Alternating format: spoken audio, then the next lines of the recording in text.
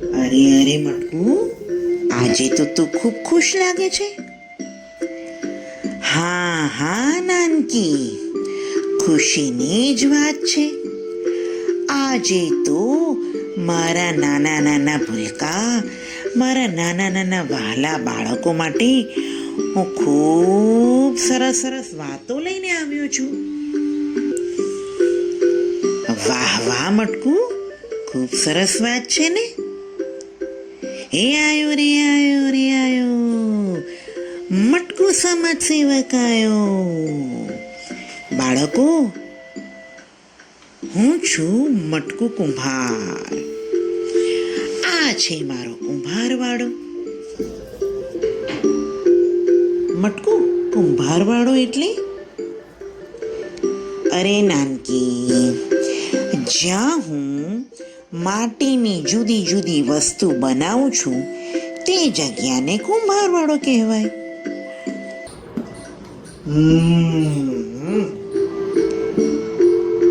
હું છું કુંભાર. માટીમાંથી જુદી જુદી વસ્તુ બનાવું, પરંતુ વસ્તુ બનાવતા પહેલા માટીને બરોબર પલાળો. ત્યારબાદ એને બરોબર મસળીને થોડી હલકી કરી લઉં. ત્યારબાદ તેમાંથી જુદી જુદી વસ્તુ બનાવું.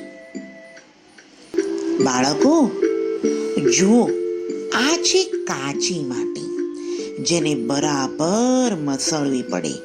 ત્યારબાદ આ છે ચાકડું. ચાકડા ઉપર માટી મૂકીને થોડું થોડું પાણી રેડતા જવાનું અને લાકડીથી આ ચાકડાને ગોળ ગોળ ફેરવતા જવાનું. માટીને આકાર આપતા જવાનું. માટીને આકાર આપતા આપતા જુઓ તો ખરા બાળકો, માટલું બન્યું. આવી રીતે હું આ ચાકડા ઉપર માટી મૂકીને માટીના વાસણો બનાવું છું. હવે બાળકો જુઓ તો ખરા, આ શું છે? બાળકો, આને ભઠ્ઠી કહેવાય. બાળકો, હવે તમને થશે કે આ ભઠ્ઠી શેના માટે વપરાય? તો જુઓ, જ્યારે હું ચાકડા ઉપર માટીની વસ્તુ બનાવું છું ત્યારબાદ તેને તપવામાં આવે છે અને તેને વધુ પાકી બનાવવા માટે આ ભઠ્ઠીમાં પકાવવામાં આવે છે. ભઠ્ઠીમાં જ્યારે વસ્તુ બરોબર પાકી થઈ જાય છે ત્યારે એ મજબૂત બની જાય છે. માટે કાચા વાસણને પાક્કા બનાવવા માટે ભઠ્ઠીમાં તપાવવામાં આવે છે અને માટે આ ભઠ્ઠીનો ઉપયોગ કરવામાં આવે છે. હવે જુઓ બાળકો, જ્યારે ભઠ્ઠીમાંથી વાસણ તપી જાય છે ત્યારે આવા મજબૂત બની જાય છે. એ આયો રે આયો રે આયો, સમાજ સેવક આવ્યો, સાથે જ્ઞાનનો ભંડારો લાવ્યો.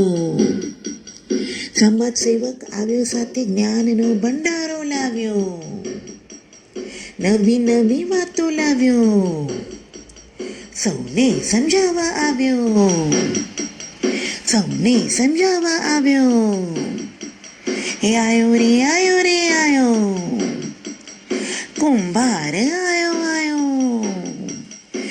હવે જુઓ બાળકો, જ્યારે ભઠ્ઠીમાંથી વાસણ તપી જાય છે ત્યારે આવા મજબૂત બની જાય છે.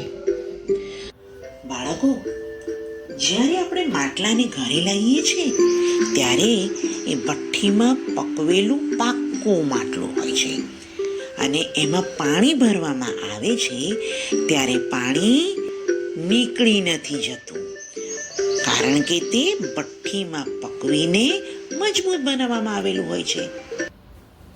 હવે બાળકો, અહીં તો આવો. જુઓ જુઓ, તમને શું દેખાઈ રહ્યું છે? હવે હું તમને માટીમાંથી બનતા જુદા જુદા વાસણો વસ્તુ, રમકડા, દીવા, ફેન્સી બતાવું છું.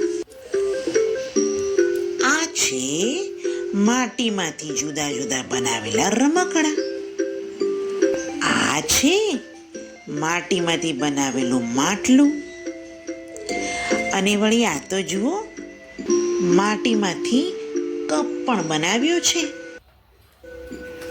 નાની નાની વાડકીઓ, તુલસી ક્યારો, અને હવે તો દિવાળી માટેના જુદા જુદા દીવડા.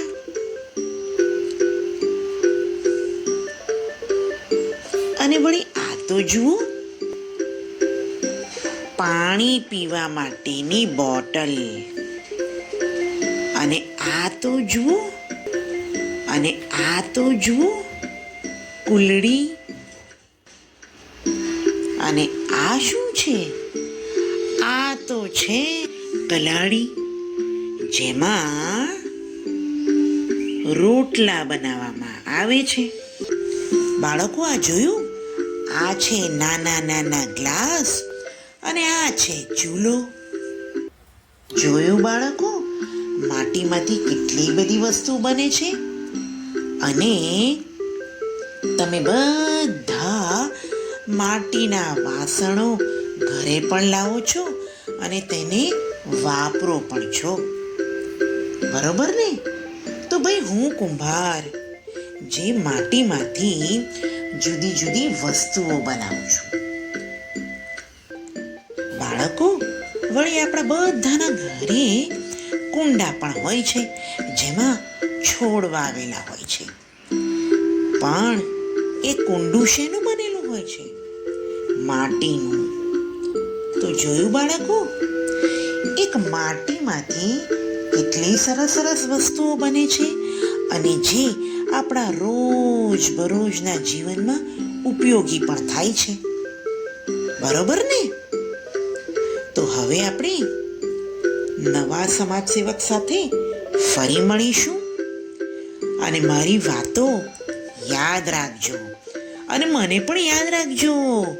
હું છું સમાજ સેવક કુંભાર. આવજો.